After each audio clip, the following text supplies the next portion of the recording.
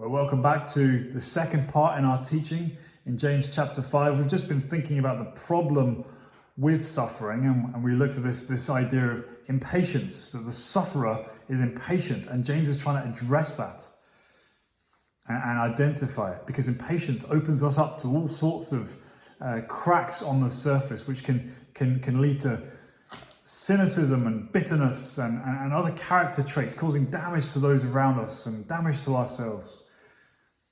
How we handle suffering. And then he moves then to point 2, which is the pattern of suffering. The pattern of suffering. How should we suffer? Well, we are given 2 images here, 2 patterns, if you like. The first is found in verse 7 and 8. Talking about the farmer. He gives us this idea of a farmer who's waiting for this precious fruit from the earth, being patient about it until it receives the early and the late rains. He's got this picture in our minds of a farmer who knows that good stuff is coming. He knows that the harvest is going to come. This precious, this valuable produce. It's worth waiting for. It's worth bearing out the time because he knows what's ahead. And he says, in the same way, you sufferer, be patient because good times, hope, goodness, something valuable is ahead of you. And then he starts talking about this early and late rains, which would have been a familiar concept if you were living at the time in the ancient Near East, a sort of an agrarian society. You would have known all about the early and the late rains, but perhaps we're not quite so familiar with the idea. Well, in September, after a long summer of baking sunshine, the ground is incredibly hard, the first rains, the early rains came. And they had the effect of softening the hard ground, enabling the sower to come along and sow seeds into the ground, to turn the ground over, and so that the seeds may penetrate the ground, and so that there might be enough moisture for the seeds to germinate and start the growing process. But then you came several months later, in around April time, to the later rains, more in terms of volume, much more water than the earlier rains.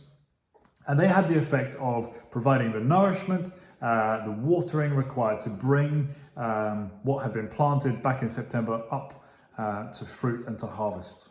And the point with this is that it happens every year, like clockwork. Every year, early rain, late rain, early rain, late rain, early rain, late rain. Every time there is always this valuable produce, this precious fruit that grew up as a result. The farmer knew it, the sower knew it, the harvester knew it, everybody knew it. That's how it was.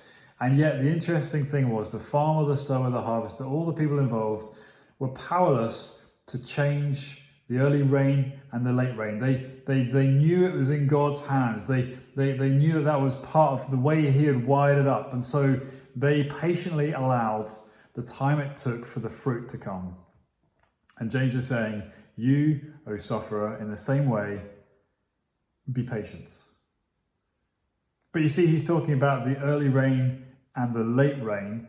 And then he mentions twice, the coming of the Lord is at hand. The coming of the Lord is at hand. How do these 2 things relate to each other, the rains and the coming of the Lord? Well, Christians are famous, of course, for celebrating the first coming of the Son of God at Christmas, God in human form, and that's a wonderful time of celebration, of course. But Christmas is not an isolated event in the whole sort of grand scheme of salvation history. Jesus came. He was predicted by the prophets. He was promised to Adam and Eve in the Garden of Eden in Genesis 3:15. He was sort of promised again through Abraham, through Israel, through the reinforced by the Hebrew prophets, witnessed by the apostles. This message was propagated by the church. Jesus came. And in Jesus came, effectively the early rain had come. The good news had been sown in the ground. The facts were there. His death, his resurrection, the grave was empty. This is all the early rain. This is all the seed going into the ground. But James is saying the early rain is not the only rain. because you've got the later rain as well. The Lord is coming, he says. There is a second part. There is more that is coming. Yes, the early rain has come. Yes, the seeds have been sown. Yes, Jesus has come, but he's coming again. The Lord is at hand, he says twice. And he's saying to those who are suffering, the second coming of Jesus that is yet to happen, he's not yet come back. The second coming of Jesus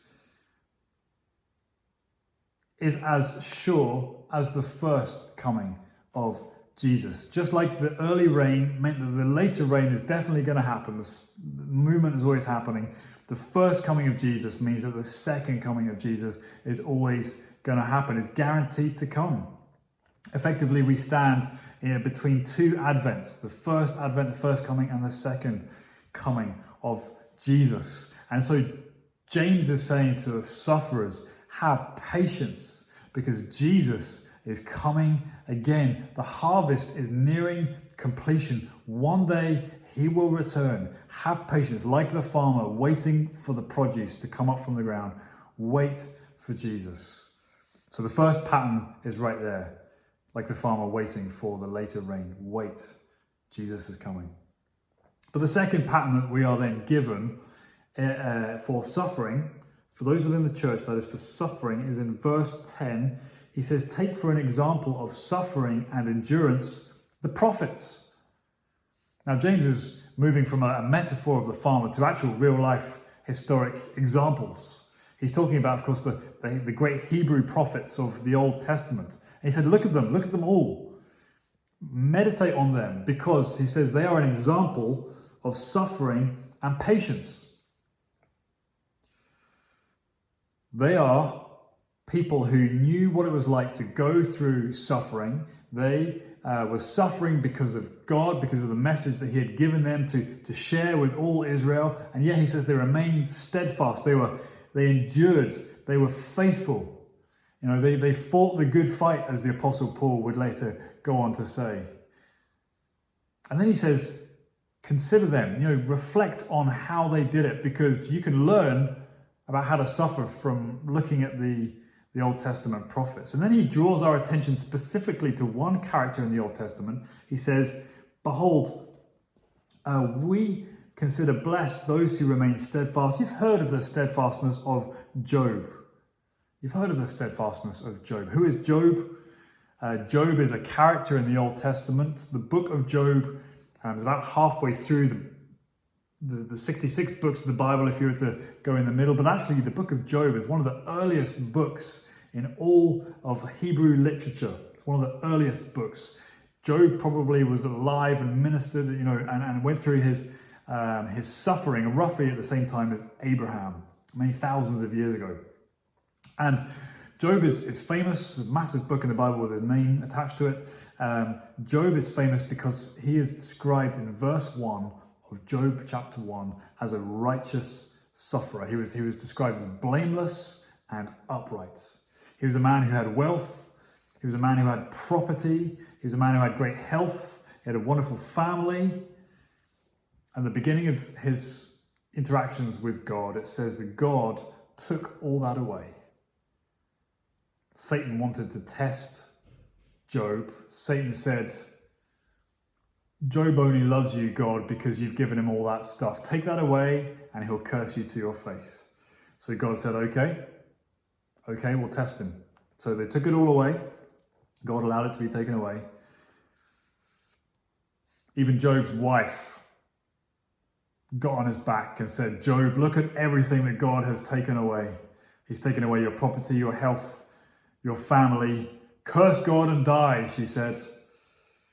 But it goes on to say, in all this struggling, all this suffering, Job did not sin or charge God with wrong. He did no sin was found on his lips.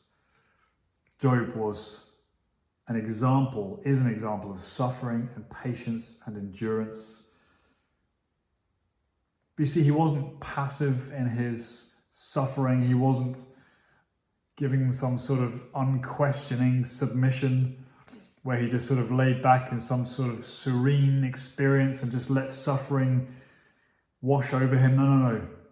The book of Job is one long book of his massive struggle and questioning with God. Sometimes he even defied God. He shouted at God.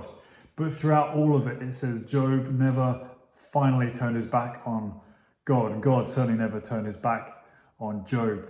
Job endured. He was steadfast. And therefore, James says to the churches, to the people that he's writing to, he says, look at Job. Look at his steadfastness. Look at his example. So I wonder if when you hear these two patterns for suffering, if any one of them chimes with you, anyone hits home, do you need to have more of the patience of the farmer who knows that the early rain has come, but the later rain is definitely going to come, the second coming of Jesus? Is that what you need in your suffering right now? Maybe you need to go back and examine the steadfastness of the prophets. Most of them suffered in ways that you and I will never suffer in, and yet the hope in God was such that they were steadfast, they were solid.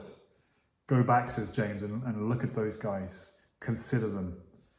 Which one of those do you need?